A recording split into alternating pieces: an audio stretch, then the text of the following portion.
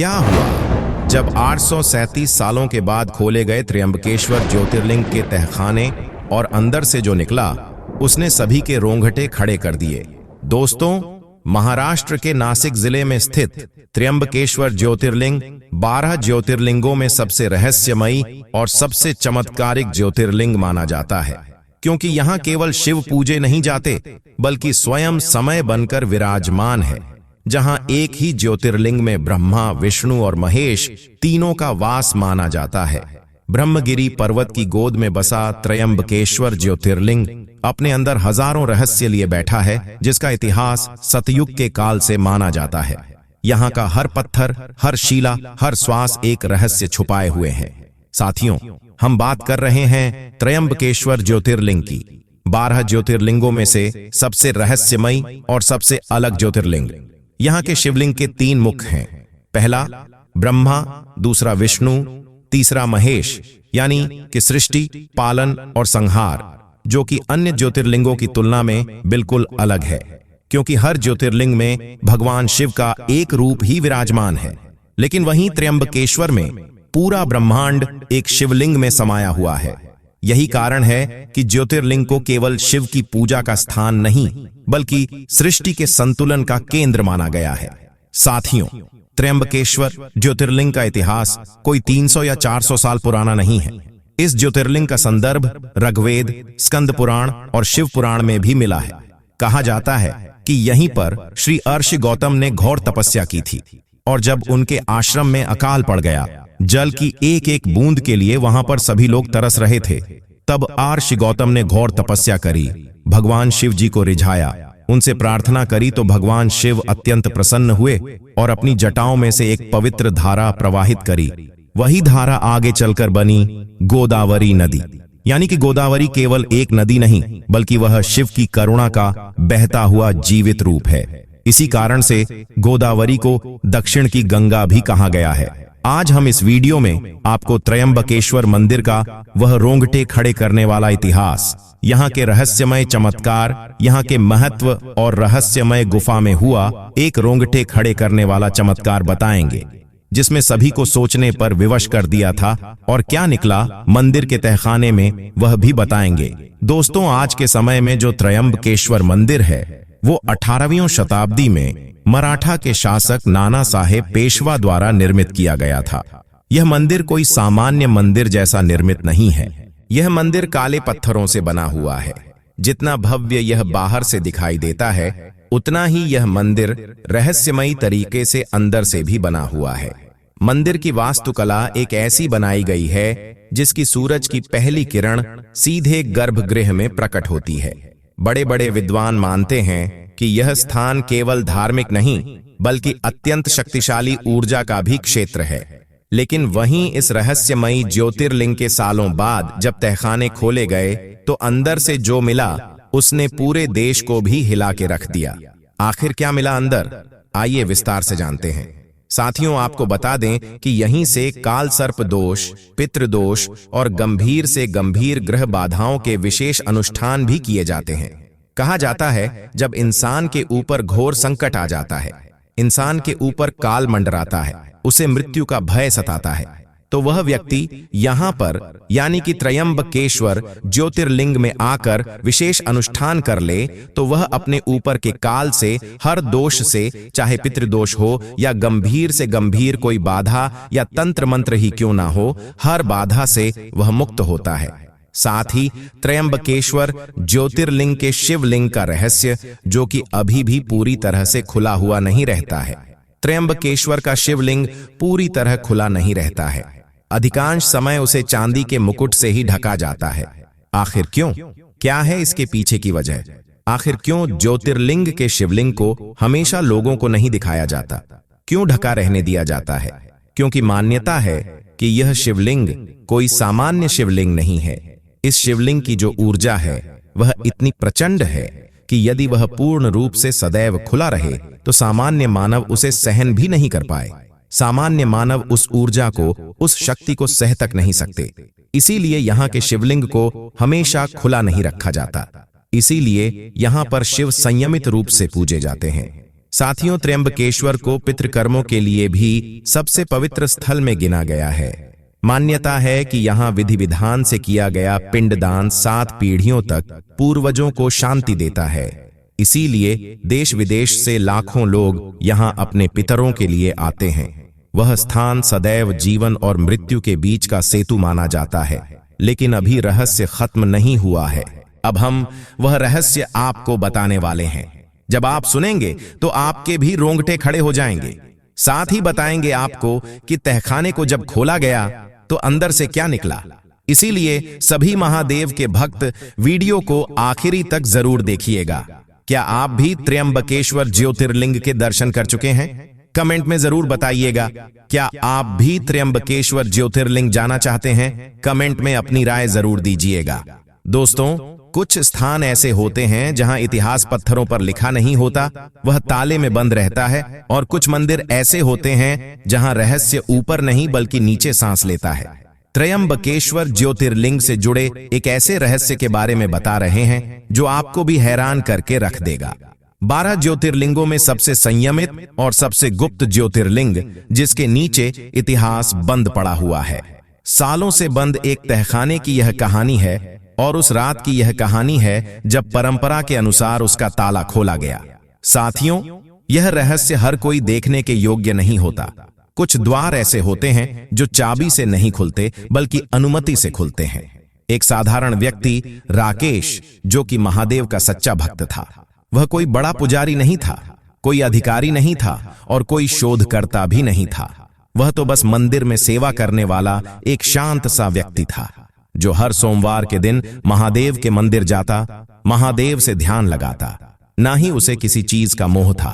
उसका सपना था 12 ज्योतिर्लिंगों के दर्शन करने का, वह भी बिल्कुल शांति से। इसलिए वह अक्सर रात्रि के समय ही अर्ध ज्योतिर्लिंग के दर्शन करता था। राकेश ने अभी तक 6 ज्योतिर्लिंगों के दर्शन कर लिए थे, जिसमें ओंकारेश्वर ज्योतिर्लिंग, उज्जैन के महाकालेश्वर ज्योतिर्लिंग, केदारनाथ ज्योतिर्लिंग शामिल थे।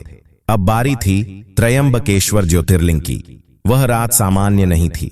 सावन का समय था, रात गहरी थी। मंदिर के पट बस बंद ही होने वाले थे।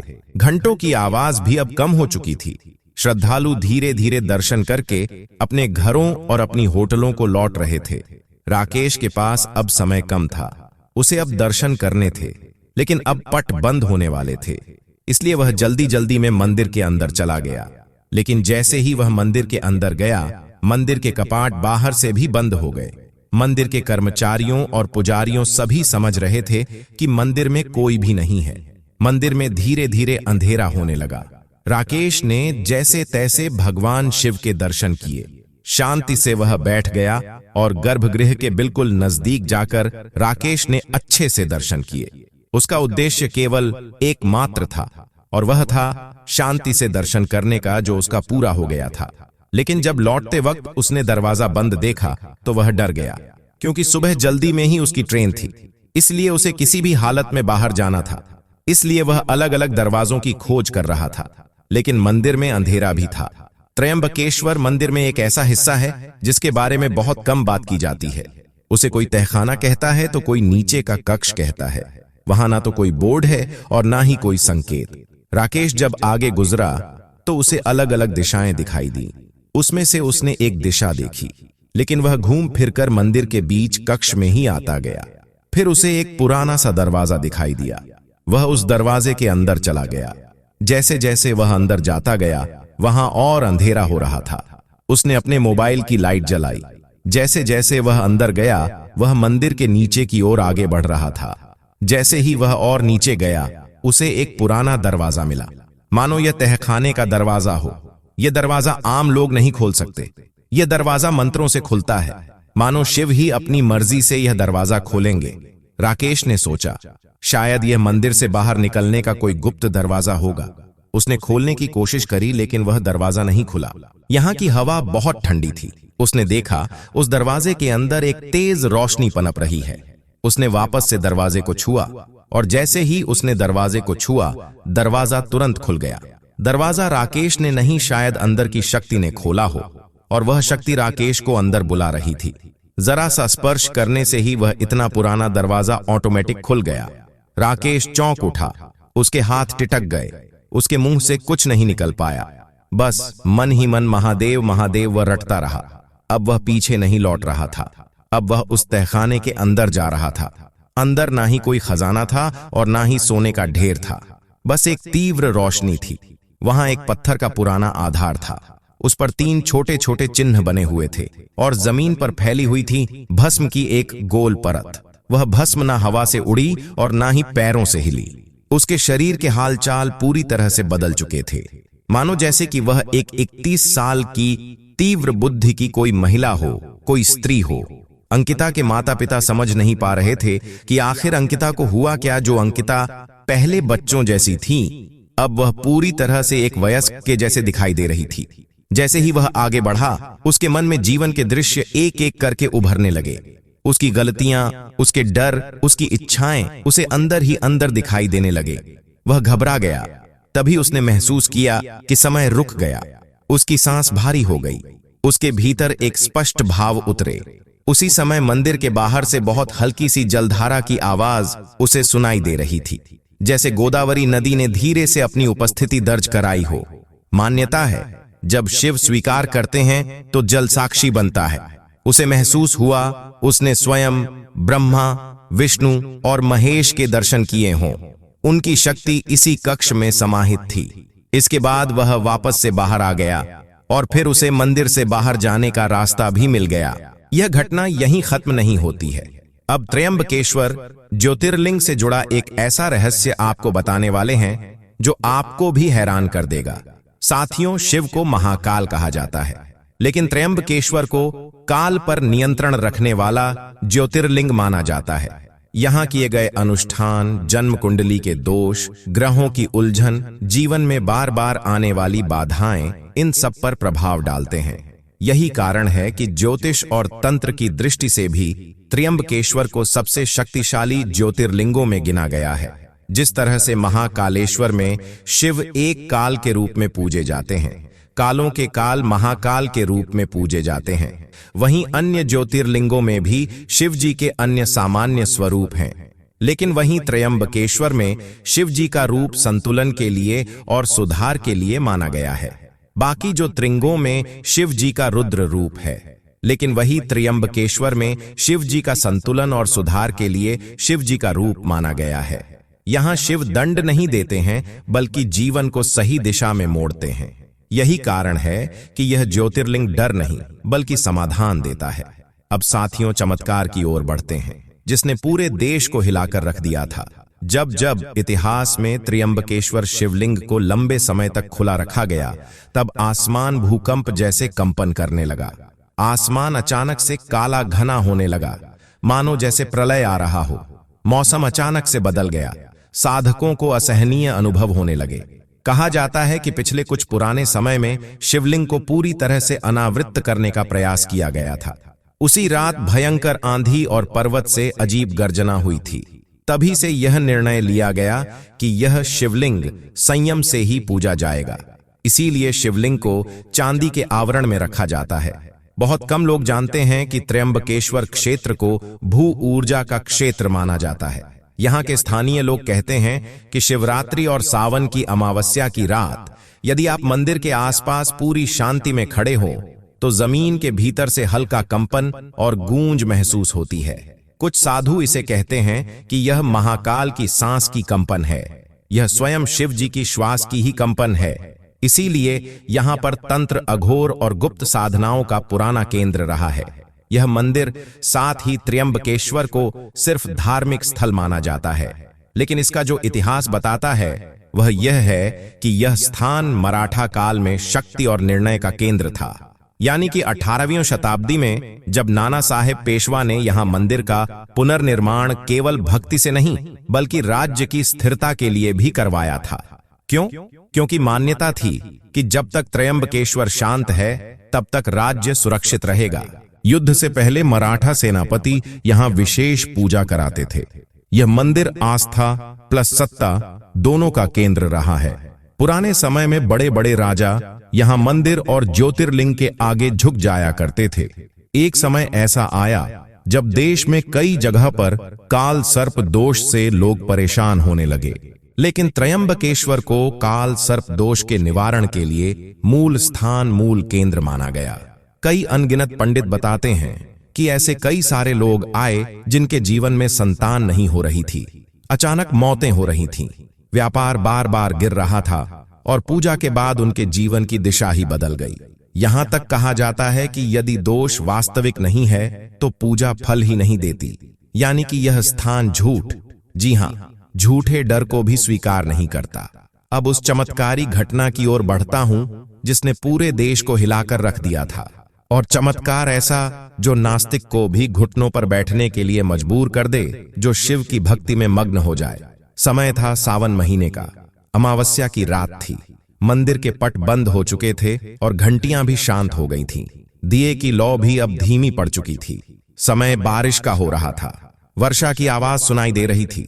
ब्रह्मगिरी पर्वत की पहाड़ियों के बीच स्थित त्र्यंबकेश्वर ज्योतिर्लिंग, यह वही पर्वत है जहां से गोदावरी नदी का जन्म हुआ है। उसी पर्वत की तलहटी में एक पुरानी अर्ध छुपी हुई गुफा भी है। ना तो उस पर कोई बोर्ड है और ना ही कोई नाम है।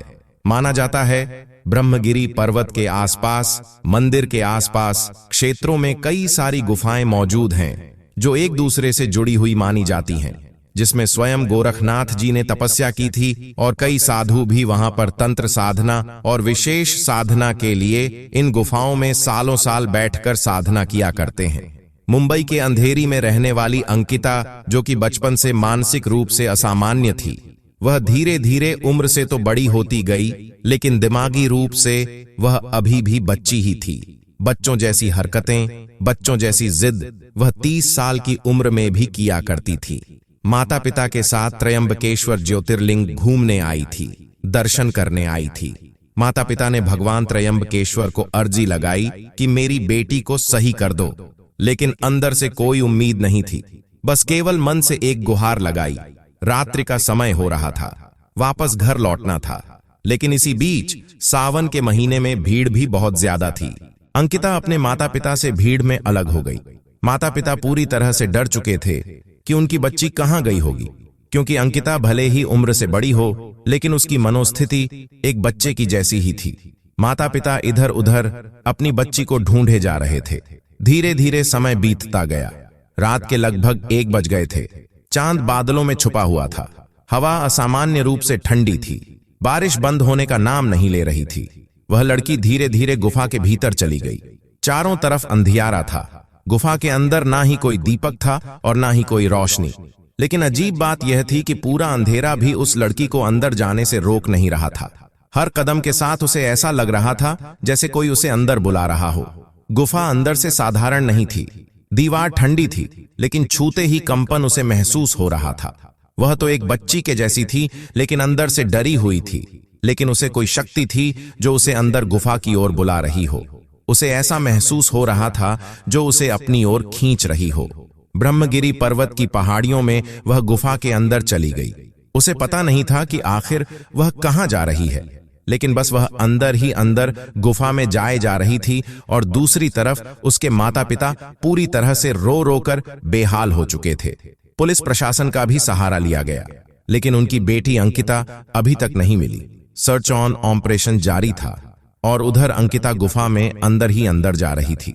फिर एक पल ऐसा आया जब उसे लगा जैसे उसके चारों ओर मंत्रवार हो रहा है। एक अलग ही गूंज उसे सुनाई दे रही थी। इसके बाद अचानक से गुफा के बीचों बीच हल्की सी रोशनी उसे दिखाई दी। उसकी बुद्धि भले ही बच्चों के जैसी हो, लेकिन वह एक शिव जी की भक्त थी। हर सोमवार के दिन वह भोलेनाथ जी के मंदिर जाती थी, उन्हें जल चढ़ाती थी। उसके मन में किसी के प्रति ना ही पाप था और ना ही द्वेष के भाव थे। वह किसी दुश्मन को भी अपना दुश्मन नहीं मानती थी, क्योंकि वह मन से पूरी तरह से स्वच्छ थी। उसके मन में किसी भी प्रकार की संसार की माया नहीं थी और ना ही किसी व्यक्ति के प्रति उसकी घृणा थी। शायद इसी कारण वह गुफा में अंदर ही अंदर किसी शक्ति के बुलाने से जा रही थी, जैसे मानो शिव ही उसे बुला रहे हों। अंदर गुफा में उसे एक हल्की सी रोशनी दिखाई दी। वह रोशनी ना ही दी की थी और ना ही चंद्रमा की। वह रोशनी स्थिर थी। उसके भीतर 3 छाया दिखी, एक शांत, एक संरक्षण करती हुई और एक प्रचंड लड़की अंदर ही अंदर कांपने लगी। और उसी क्षण उसके मुंह से ओम नमः शिवाय निकल गया। वह लड़की अंदर ही अंदर खूब रोने लगी। धीरे धीरे करके उसे प्रमोशन मिला और वह अपने माता पिता का पूरा साथ देने लगी। कदम से कदम मिलाकर आगे बढ़ने लगी। शायद यह महादेव का साक्षात चमत्कार था। और अंकिता, जो कि एक बिना द्वेष, बिना अपने मन में पाप लिए हुए एक स्त्री थी, शायद उसी के इस भाव ने महादेव को रिंझा लिया। तो दोस्तों, आपको यह रहस्यमय इतिहास से भरी और चमत्कार से भरी त्रयंबकेश्वर ज्योतिर्लिंग की सच्चाई से भरी कहानी कैसी लगी? कमेंट में लिखकर जरूर बताइएगा। और आपकी क्या राय है, जरूर बताइएगा। क्या आप त्रयंबकी गए हैं या कभी जाने का सोच रहे हैं? तो कमेंट में जरूर बताइएगा। और क्या आपके साथ भी कुछ चमत्कार हुए हैं? अगर हुए हैं तो कमेंट में लिखकर बताइए। आप सभी को अभी के लिए बहुत बहुत धन्यवाद। हर हर हर महादेव।